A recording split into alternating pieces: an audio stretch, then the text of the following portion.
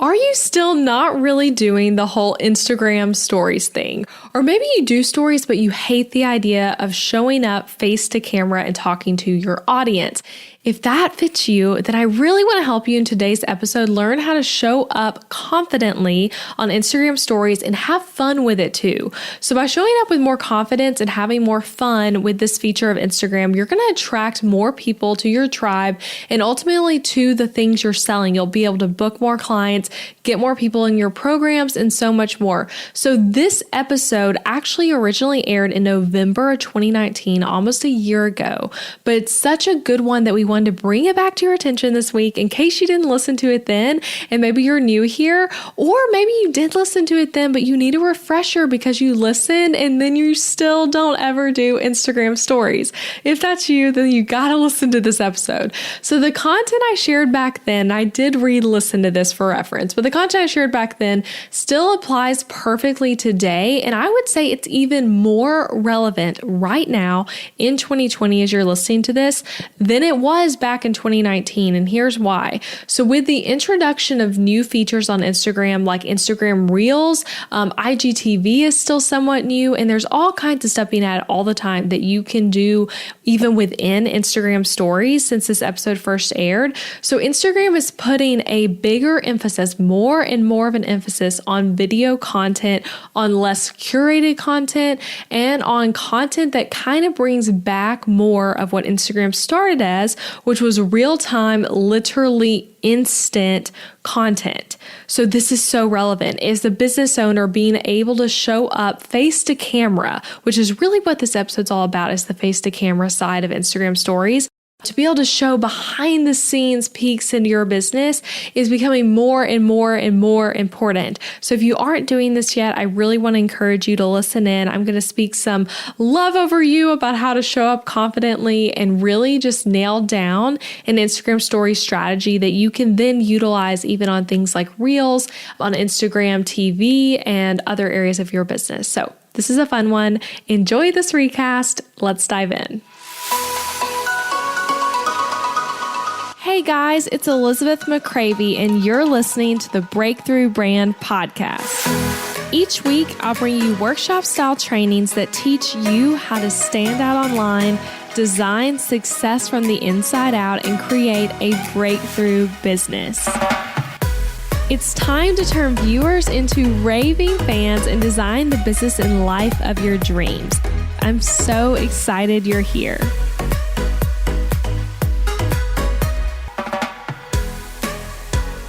So to start us out, I want to briefly share some stats with you that will help establish why Instagram stories are so important. And I know some of you guys don't need convincing of this because you love Instagram stories, and that might even be your main means of content consumption on Instagram, like these stats are going to show. So 2 interesting stats. I'll link to the references for these in the show notes. So first, 46% of all content on Instagram is coming from stories, and that falls only slightly behind 54% is organic posts. So get that. It's almost half of the content people are creating on Instagram is Instagram stories, almost half. And that's huge because when stories started, it seemed kind of like it was more of just a little add-on thing on top of post. But it's caught up really quickly to be almost equal to sharing as posts, and I think it could easily surpass it. So that's the first interesting one. Second interesting thing, 80% of all daily active Instagram users are watching stories, and that's just as often as they're checking their feeds. So 80% of users are watching stories. So you guys, you need to be connecting with your audience on stories. When your little profile picture isn't popping up on their feed in stories and you're only in their made post feed, you're missing an opportunity to connect with a lot of people that might not be looking at regular posts as much, or at least getting another alternative way to connect with them, which is what we're going to talk about, is how to do this alternative way well. So with those stats in mind though, are you creating story content for your brand? Are you putting emphasis on it? And if not, you could be missing out on an area where people really want to consume content from you, and specifically the right kind of content. And we can also, I always say this, I feel like when people are like, like, well, is this thing a good idea? Is that thing a good idea? Look at your own habits and the way you do things to see this. Like, I know for me, when I open the Instagram app, I click over to stories. Like, I'll see someone's face on my feed of like showing me their newest stories, which, to be like, one thing to point out here, the algorithm that so many people hate, do not be a victim to the algorithm, by the way. That does not serve you.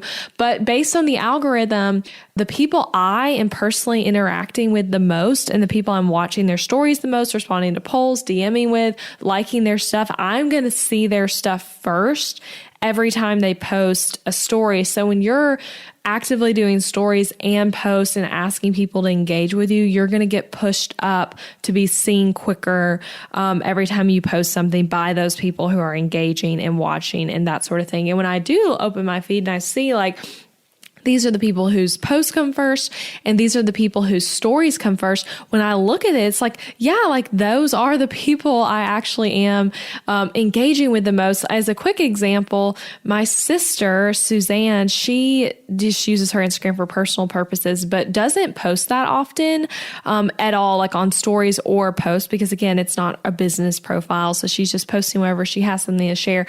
But seriously, every time she ever does post, like twice a month or whatever, she's always the first person for me. And it's because Instagram knows, they probably don't know I'm her sister. Well, actually, they might know from Facebook. Actually, I take that back, because Instagram and Facebook are together, and I think we're marked as siblings.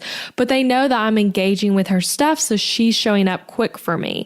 So just know that, like, you've got to be showing up there and also asking people to interact with you, getting people consuming your content in order to be seen most frequently in regards to the algorithm. So that was a little side tangent, but the point is that both Instagram stories and post both matter a lot, which sometimes feels like, oh, that sucks, it's so much more to do. And I do think you can choose to have a bigger emphasis on one than the other if you would like to in your business.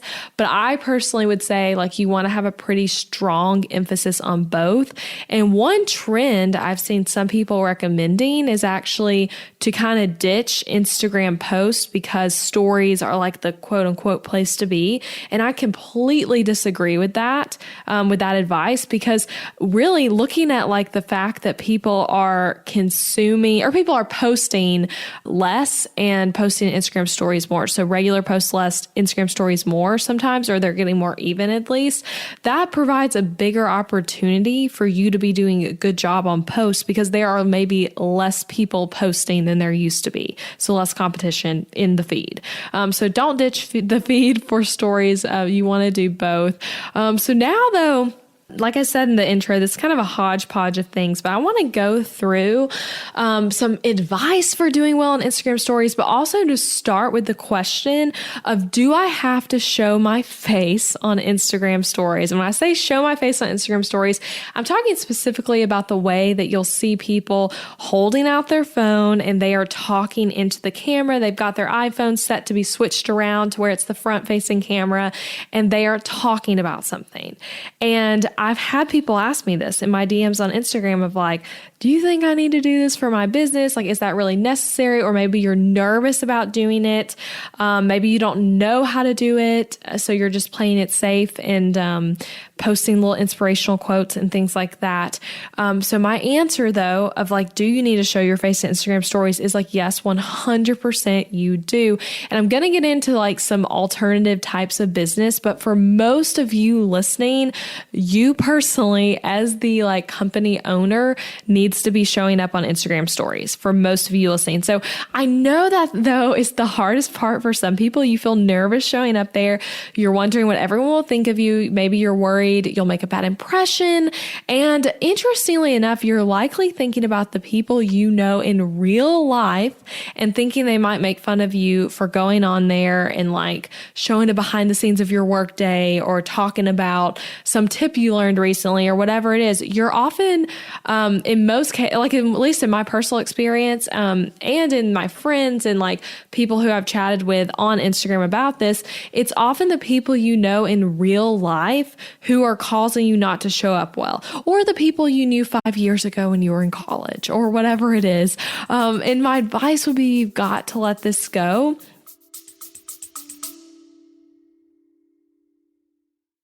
Interrupting this episode with a suggestion for the small business owners listening. Ever wonder what you should do for healthcare when you and your spouse are both self-employed, so there's no work-provided health insurance to participate in? Well, when my husband Adam joined me in the entrepreneurial job space over 4 years ago, we joined Christian Healthcare Ministries instead of getting traditional health insurance. And it was the best decision for us, especially in these years of growing and raising a family while also running multiple businesses. CHM is a health cost-sharing ministry and is a faith-based alternative to health insurance. We did tons of research before choosing CHM, and if you know me and Adam, you know we are all about doing the math when making big or small financial decisions. And even though it's not insurance, CHM shares 100% of eligible medical bills, which is more than the typical 70 or 80% of medical bills paid for by insurance companies. All sharing is determined by the CHM guidelines, which you can check out before and after joining. And for the mamas and mamas to be listening, you truly cannot find a better healthcare option for maternity care. I had a vaginal delivery and a C-section and birth center care and hospital care between my 2 pregnancies and births, and it was all 100% shared for. And outside of birth, we've had our share of emergency room visits and procedures as a family, and those costs were all shared by members at Christian Healthcare Ministries, leaving us only paying our monthly contribution. CHM is less expensive month to month than insurance, and because there's no network, you can choose your care with whichever providers best fit your family. I seriously just cannot recommend Christian Healthcare Ministries enough. You've got to check them out. Go to elizabethmccravey.com/CHM for more information. Also putting that link in the show notes, elizabethmccravey.com/CHM. Now back to the episode. You're never going to feel confident on Instagram stories until you just start trying and start showing up. And people who are not doing bold things in their own life are always going to come on and judge people who are doing bold things. So maybe try not to take that as a hit of like worrying people are going to judge you for like being bold, trying something new, trying to start a business, going after a dream, all of that kind of stuff. Just try not to worry about it. And the reason I know this happens is one, because I was fearful of this personally when I started my business Instagram account and knew I had a lot of people from college or friends in real life on there, knowing oh, Elizabeth's trying to start some website design thing. Or actually at that point I was trying to start social media management more than website design, which you can hear about that in some past episodes when I share my story about my business and how it started. But I remember feeling ugh, I don't want them to judge me or think I'm a loser or whatever kind of stuff. And I think the reason I felt that way is because I've always heard in passing conversations with people from maybe high school or college or someone I just met or whatever, judging people a little bit who are trying to start their own business or they're trying to be a blogger or whatever it is. And I've had people say to me oh yeah, this girl we know from high school or whatever. Did you see her Instagram story the other day? Did you see that she's trying to start a blog? Did you see that she's trying to be a wedding photographer or whatever it is? And those kinds of questions. And it really is people honestly just kind of judging in not a good way. And I always, when people say that to me about someone else, regardless of if I've seen what it is they're sharing, I always try to put them in perspective about what they just said of hey, they're starting somewhere. They're starting a business, which is incredible. And maybe don't judge them. I've done that to people of saying that of hey, let's watch what we're saying there. And I think I also try to be careful not to do that to other people and say things like that, because the truth is though, that people might talk about you and you've got to do it anyway. So I say all that to say that might totally be happening. If you're thinking what if these people are judging what I'm posting on Instagram? Yes, they absolutely might be, and you've got to do it anyway. And the question would be, what do you want more? Do you want a successful business or to hide from that mean girl you didn't even really like from college? Seriously, which one do you want more? And I hope the answer is that you want to have a successful business. And a huge part of that is going to be you being able to boldly show up as the face of your company on Instagram stories. So first thing here that we're talking about, I want to encourage you and challenge you to stop worrying what other people are thinking who are never even going to be your client in the first place. Often, again, the people you're likely worried about are people who are never going to be paying you to do any kind of work for them.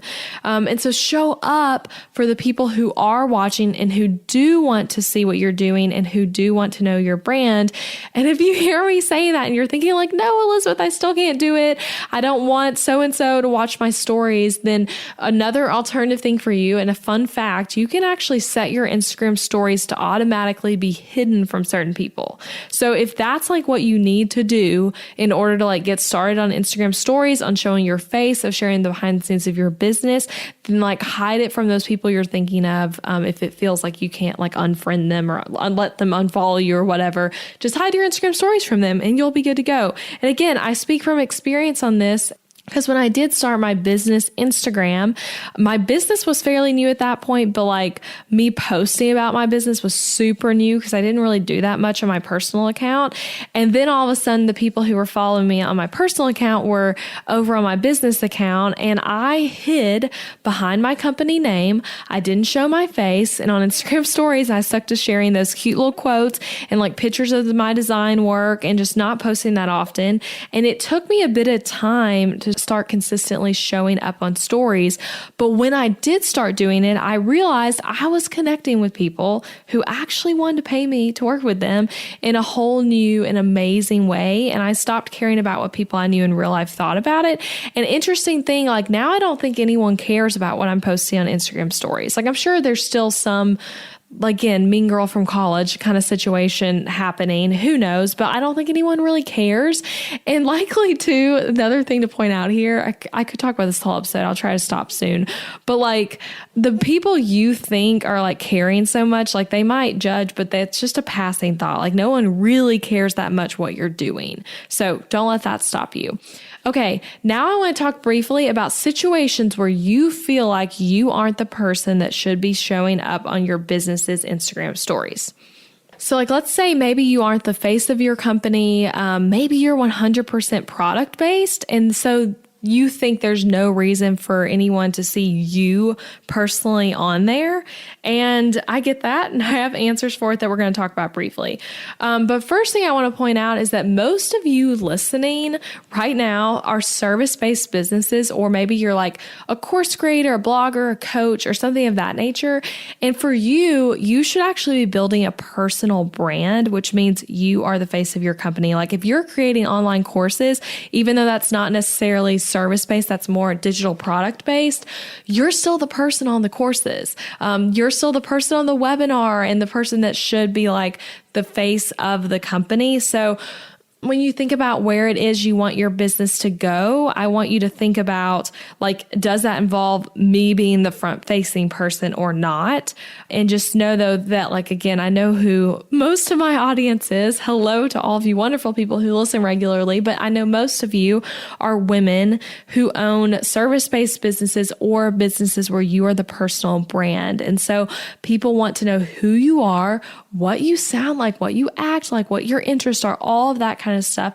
And you guys, I said this before, you probably heard it before, but this relates so heavily to Instagram stories, just like it does other things. But people work with people that they know, like, and trust. And they can't know you if you don't show up for them. They can't even like you if they don't know you. And then in that case, there's truly an element of missing trust in that situation. And you guys, when you're a service business and you don't ever show yourself online, you really do have a missing trust element with your ideal client, because they would be like for example, with me, like as a website designer, people are paying me to work one-on-one with them. If they are local, we will meet in person. If they're not local, we'll do Zoom calls. Like I'm intimately getting involved in their business, and they need to know who I am.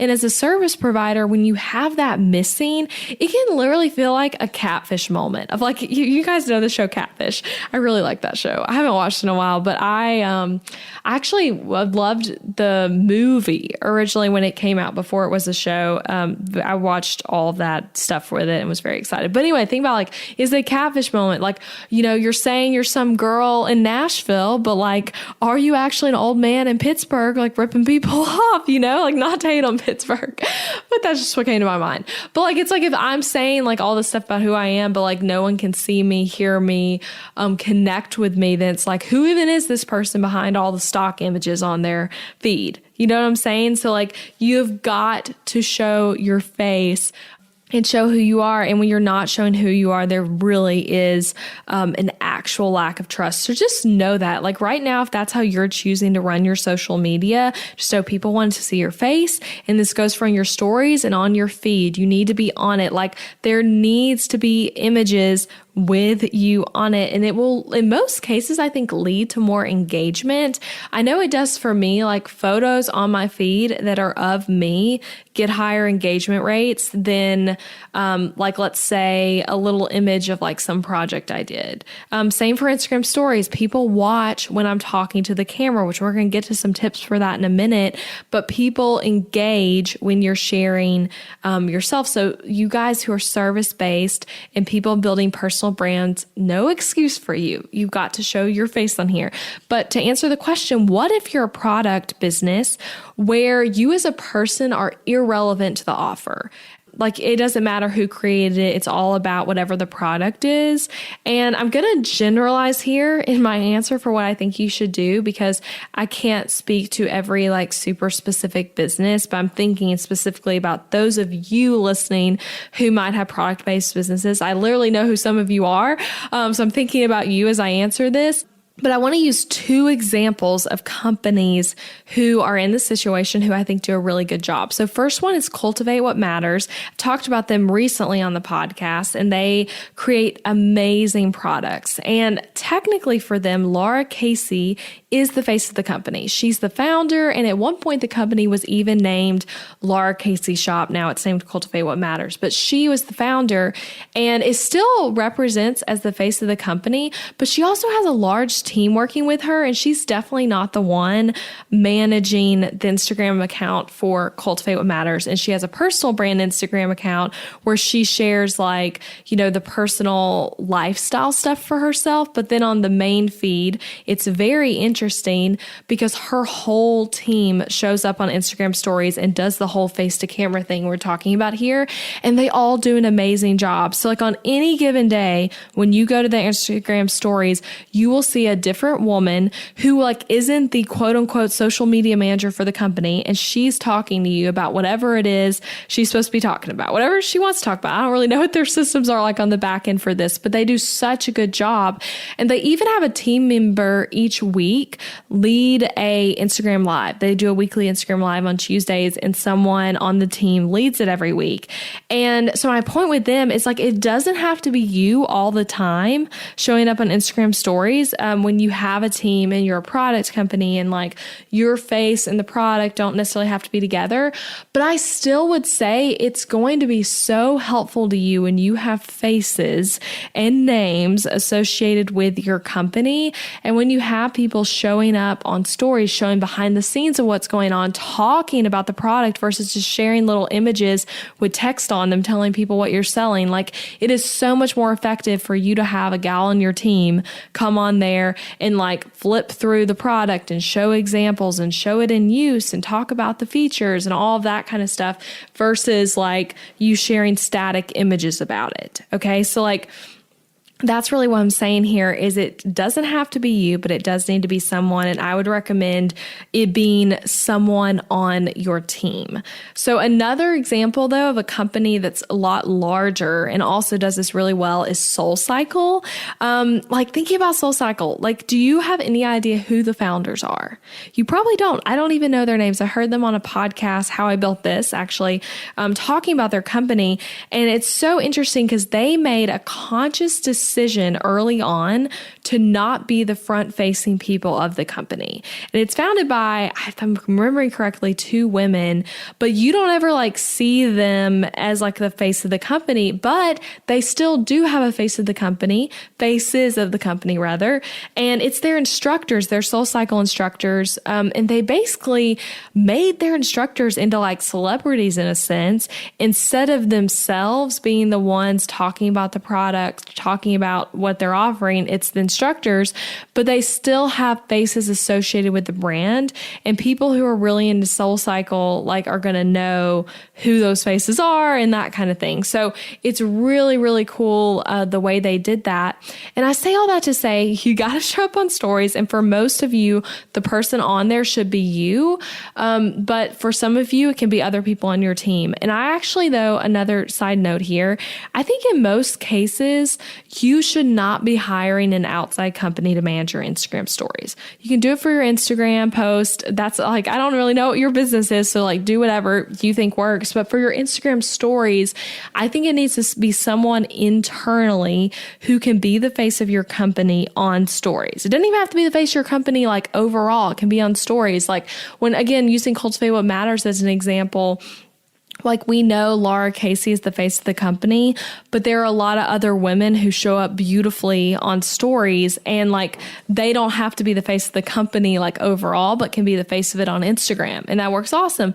And like, so when you hire some outside company, like they're not going to do that. And you might be like missing out on this part of Instagram stories. So I would say play around with the app, learn it, and like find a way to be the person that does that or to have someone on your team who does that. And again, for most of you listening, for me as the person talking, we need to be the person on there that is doing the face to camera stuff and the one that's mostly doing the sharing. And that doesn't mean you can't have someone on your team who's helping with other stuff. I have a lot of friends who have people who help them write the post, or maybe who share like the static images promoting something they're launching, like that kind of thing. But you need to be the one primarily doing the stuff.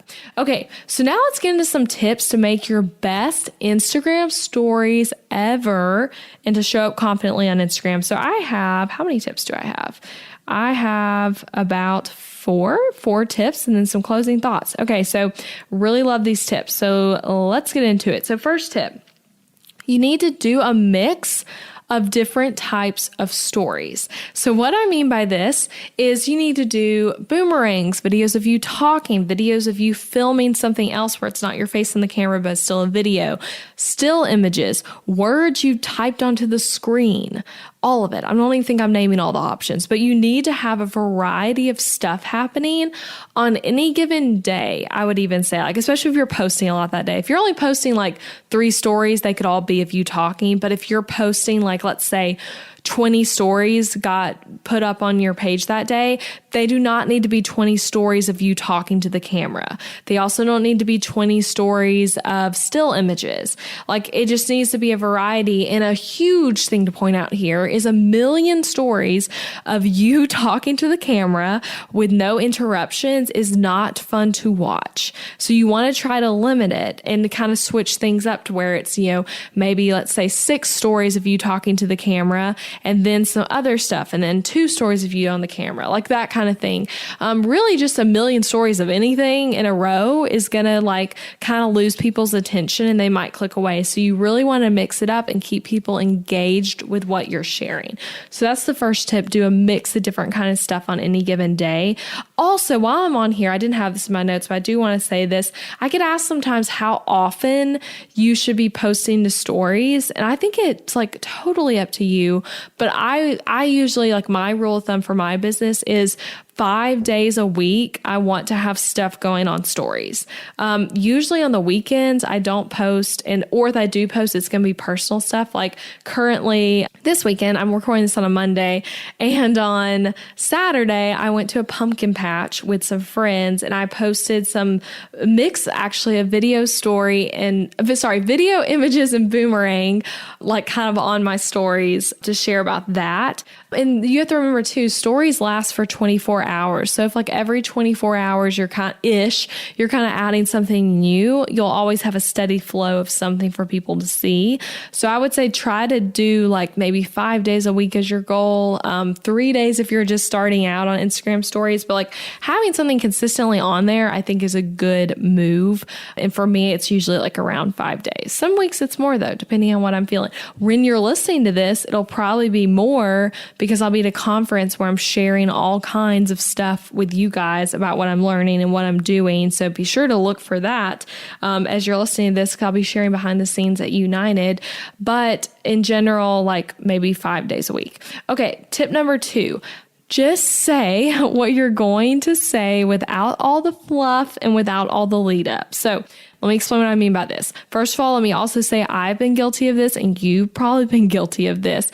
But like, here's the example. So picture me on my Instagram stories talking face to camera, and this is what I say.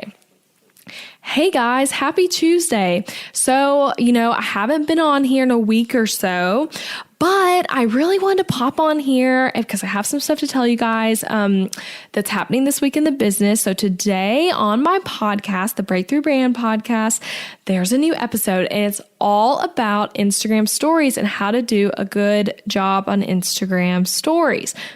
Okay. So I've already lost them, like probably in those first couple sentences of happy Tuesday, hey guys, all of that.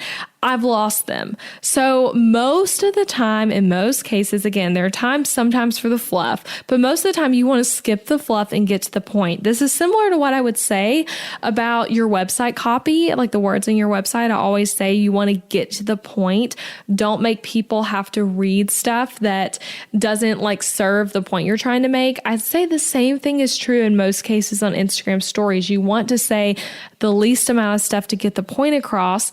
And when you think about Instagram stories, you're recording them in 15-second clips. So what I just said, I think would have been around 15 seconds and I would have lost people. I haven't even said anything yet. It took me until the very end of that to say what I'm actually trying to tell, which is that there's a new podcast episode about Instagram. So you want to get across what you're saying well so that people actually watch what it is you're saying and stay engaged through that whole 15-second clip. If you're just yada, yada, yada, blah, blah, blah, people aren't going to keep listening. So instead of that example I just gave, what if instead this is what I said? Hey guys, today there's a new podcast episode that you have got to hear. I'm teaching you how to literally do what I'm doing right now. It's all about how to show up well on Instagram stories. And here are some things I want you to know that you're going to learn. So that's a much better version than all the happy Tuesday fluff stuff. And in addition to that, another quick thing to note, when you haven't been on Instagram stories lately, you do not need to announce it unless it's actually relevant to what you're about to say next. If you're about to say, I haven't been on Instagram stories because I took a hiatus and here's what I learned from taking 2 weeks off of Instagram, that's a different kind of situation. You know what I mean by this, but if just any given time, you're haven't been on Instagram stories in 3 days. It's don't say that. Cut the extra words out and say exactly what is relevant and what needs to be said. So that's tip number 2. Tip number 3, caption what you're sharing. So I feel really strongly about this one. It needs some explanation. But when you're talking to the camera, so again, imagining face to camera video on Instagram stories, you want to semi-caption what you're saying. And I'm going to explain why. But you don't have to route the word, word for word what you're saying. So when I say caption, I don't mean literally every single thing you said is typed on there, but write pieces of what you're saying to give people context for what you're talking about. And you guys, I promise you this, people are more likely to watch, all 6 of your video to camera, face to camera stories all the way through if there's captioning on it.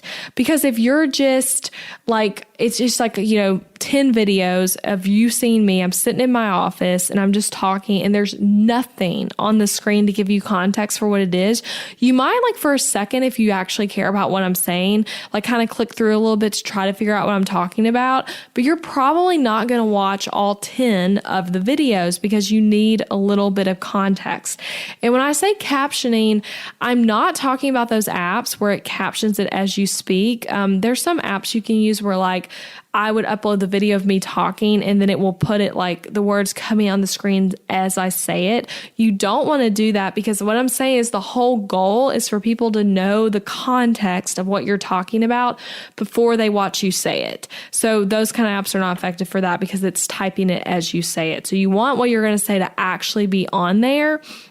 And I'm also not saying this advice because people are watching on silent. Even though I do think people watch stories on silent, it might make a decision of whether or not to turn the volume on based on if they think what you're saying is relevant to their life and to what they want to hear about. But also just because the caption's going to help people decide if they want to keep watching. And you guys, people have short attention spans, especially on stories. The whole way the swiping and the clicking works, it's really like set up well for someone to start hearing you say Happy Tuesday. Let me tell you guys something, and then just click to the next thing. Because they're like, especially if you don't need captioning on that, they're going to be like, what is this girl talking about? I don't care. Swipe next. The only time I feel like you can really get away with this is if you have a super, super engaged audience who's going to watch what you're saying, no matter what like the context is, and if they know what you're saying. Like basically if they're like diehard fans, then maybe you can get away with this. But I think in most cases you're going to have a higher engagement rate and a higher watch through rate if you're captioning the videos to some extent. So like an example of semi captioning it using the example I shared earlier. Like, let's say what I said, again, as a reminder, was, hey guys, today there's a new episode of the podcast that you need to hear. I'm teaching you how to literally do what I'm doing right now. It's all about how to show up well on Instagram stories. Here are some of the things you're going to learn. If I was saying that, I could type onto the video using the Instagram app. The text on there could say, new podcast alert. I'm teaching you how to do exactly what I'm doing right now, winky face. And then maybe do like a little GIF on there that says like new episode or something like that. So like the captioning isn't saying everything I'm saying word for word, but I'm giving context so that way when someone clicks over, they can read that sentence really quickly, quicker than 15 seconds, which is how long I'm talking for. And they can decide, do I want to keep watching? Am I interested in learning about Instagram stories? And maybe they'll watch the whole thing and hear what like the things they'll learn are, or maybe they'll make a mental note of like, oh, Elizabeth's new episode, it's about Instagram stories. I would really like to listen to that. Let me go download it, or let me remember to listen to that this week, whatever it is. But like giving the context is going to keep people more engaged. And I get so frustrated for people when I see this happening though, of like you posting 15 videos of you talking to the camera and there's absolutely no words on there, no GIFs, no polls, no captioning, nothing. Like you are going to lose people. Like literally, if that's something you do, just go look at your analytics for the story you recently did that on, and you will see fast drop-off rates. Like, you can see, have 1,000 people watch this, and now the next one is, let's say 800, or then you drop down to 300 people or whatever it is. You can see the drop-off rate. And I really do believe it's going to get significantly lower quicker when you're not captioning. You're always going to have drop-offs no matter what usually, but I think you'll have it more when you're not captioning. So that's tip number 3. Yes, it is more work. It's way easier to just post and not add text to it, but you're going to have a more engaged audience watching the stories if you caption what you're sharing. So tip number 4, this is actually going to be a hodgepodge of tips. I'm sharing some just quick, fast tips here for how to feel more confident when talking face to camera. So some of you might be listening thinking like, that's all well and good, but I don't like talking with my face to the camera. So here are some tips to help you do that better and how to feel more confident doing it. So the first thing, you want to hold the phone pretty far away from your face. Like not like you don't want to be like how close your hands would be if you're reading a book. That's what I'm thinking of right now. I'm doing my hands out in front of me. Y'all can't see me, but I'm kind of measuring. When you do that close, it's like so zoomed in on your face that it's like too up close and personal. So you want to hold your phone. For me, I usually do like my entire arm's length away, like as if like my arm is fully extended. That's how far away I hold my phone. And if you have a big phone like me, I have one of the Plus phones. And so it's actually pretty large. So I have to have a pop socket to like hold it well when I'm doing stories. So like that might be something you need to do if it's hard to hold it far away and like hold down the button while you're talking. Maybe consider getting a pop socket. So I say though in general, like around arm lengths away is going to typically look better and probably make you feel better. That's not like all up in your business of your face when you're holding it so close. So just hold it a little bit away. Next tip, get in good lighting. You will literally feel so much more comfortable and confident when you feel like you look good, and you're going to feel like you look better when you are in good lighting. So typically facing a window is going to be good. Having a window behind you is going to be bad, and it's going to make things look darkened. But facing a window will usually bring some good natural light to your face. Fluorescent overhead lights usually are going to create bad lighting, which isn't always bad. You don't have to have perfect lighting every time. I'm mostly thinking about like what's going to make you feel the most confident. So yeah, facing a window typically is really good. For me, in our new house, we have a ton of skylights. So we have like an excessive amount of natural lighting, which sometimes for me, because of that, I need to not be facing a window because it'll be like too bright. Like my face looks like a ghost kind of thing. So you kind of got to figure it out for your house and your room. And literally on any given day, this will change. Like as I'm recording this, it's raining outside and it's completely dark, even though it's like in the morning. And so right now, if I were to record a story, it would probably actually be pretty good lighting because it's just a like dim overcast light coming in. But then if like it was a fully sunny day in my office, I kind of have to scoot into a corner for it not to be too super bright in here. So you really want to aim for natural light. Going outside is another great place, typically to post stories, because you'll have good lighting from just like good natural lighting. At my apartment, before we moved into the house, I used to consistently, some of you might remember this, I would go on walks around my apartment complex as work breaks, and that would be my Instagram story time. And I would just hold the phone out in front of my face while I'm walking, and the lighting was always pretty good. And I would record my stories that way. And then, I would caption them, remember to caption after, and then I would post them. So yeah, get good lighting. All right, next tip, be casual. Don't be super rehearsed sounding or robotic or anything like that. And that feels like it goes without saying, but I think sometimes people are scared to be casual on Instagram stories because it can feel like, oh, but I'm supposed to be a business. I'm too casual. But for me, at least with my business, I don't like to rehearse what I'm going to say when I go into a story. I like to know what I'm going to say though. So it's different than rehearsing, but I like to have like for example, when this episode goes live, I will go on my stories and talk about how there's a new podcast. It's about Instagram stories.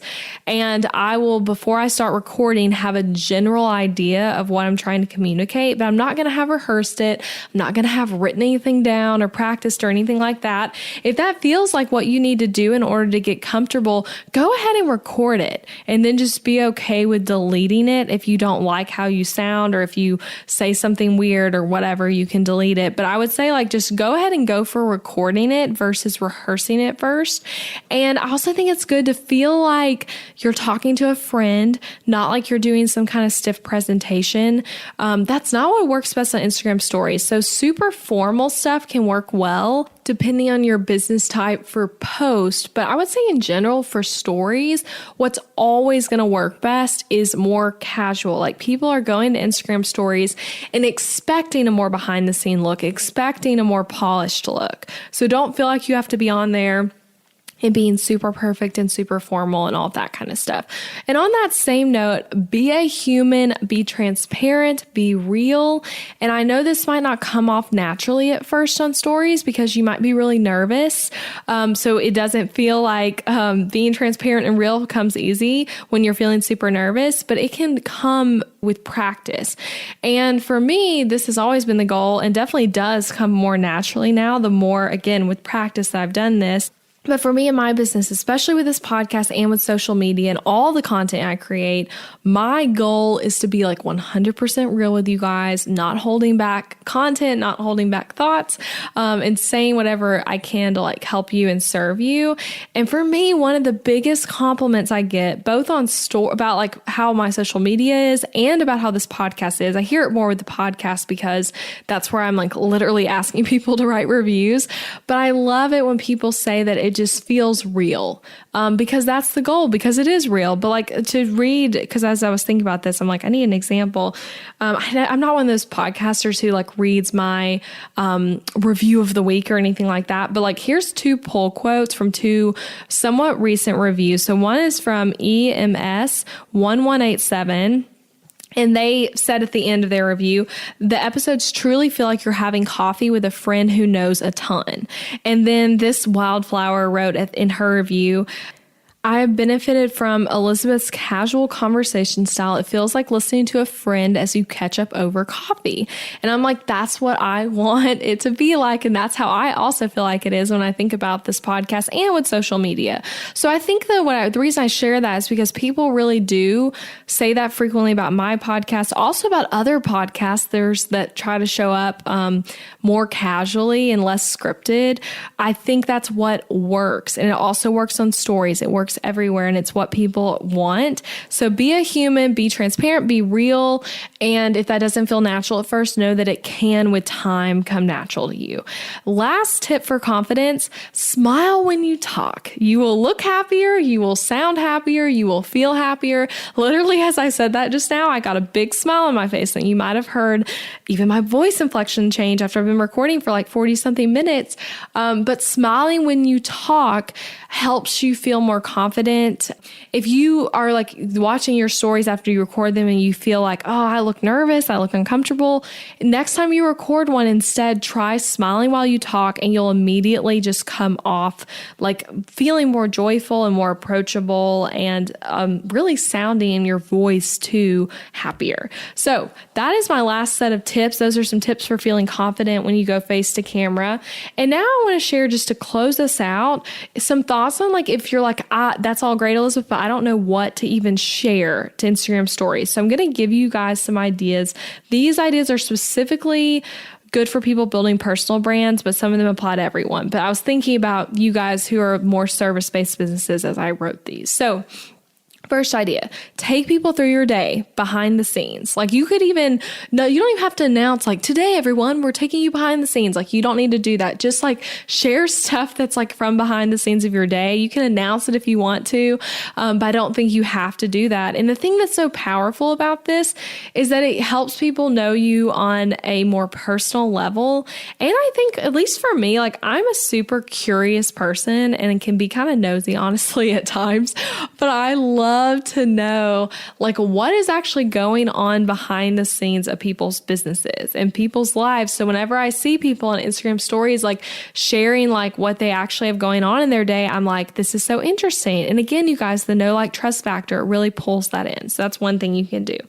Another thing, share a tip that is going to be helpful to your ideal client. And I do this pretty frequently now, but really when I first got started on Instagram stories, that's what I was doing. Stuff like that could have been like a small tip in a podcast episode now, I was sharing on Instagram stories, face to camera, sharing the tip. And you guys, it can be a tip you're learning from like my podcast. You can even tag the podcast that you learned it from. Like say, this is something you learned on, Elizabeth McCravy's podcast or on so-and-so's podcast or in this book you're reading or this course you just took or this event you're at.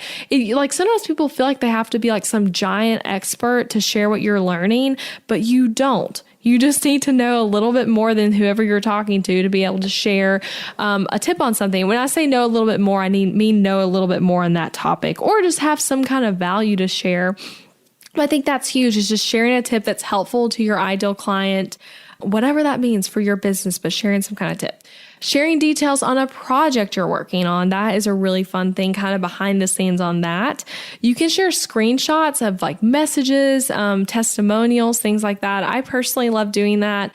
In regards to promoting my template shop, I will like share screenshots of emails of people who purchased who are like raving about the product, because that's a great way to promote the product and to share like, this isn't some flashy testimonial on my website. This is just like actually what someone just sent me in an email, that kind of thing. Another idea, share personal life stuff with your family, books you're reading, what you're cooking, what you're doing on your Saturday, that kind of thing. People want to connect with you on a personal level. And again, if you are someone who has a product-based business where maybe you're not like trying to do the whole face of the company thing, you can still be doing that on a personal Instagram and be building a personal brand separate from the Instagram account for your main business with the personal life stuff. So I think that's really valuable though. You want to balance it well between personal life and business stuff, but I do think personal life stuff has a place in all of this. Share someone else's post to your stories. That's a really cool thing you can do. In a way, Instagram has really integrated the feed with stories, but you could share, like say someone shared a funny quote or an inspirational quote or like a helpful graphic. You can click that little arrow button on underneath their post, and you can actually share it to your Instagram stories and like say something about it. I really love doing this, and I do it pretty often. I'll save stuff, and then whenever I feel like sharing it, I'll share it. I also love doing this with memes. You guys, memes are like literally my favorite part of Instagram. I have an entire folder that has like over 100 memes I've saved. It's like a private folder. But I would say like they are the best memes on Instagram. Like I've curated the best possible memes, and I love to share those every now and then on my stories, and people really enjoy it because it's funny and fun.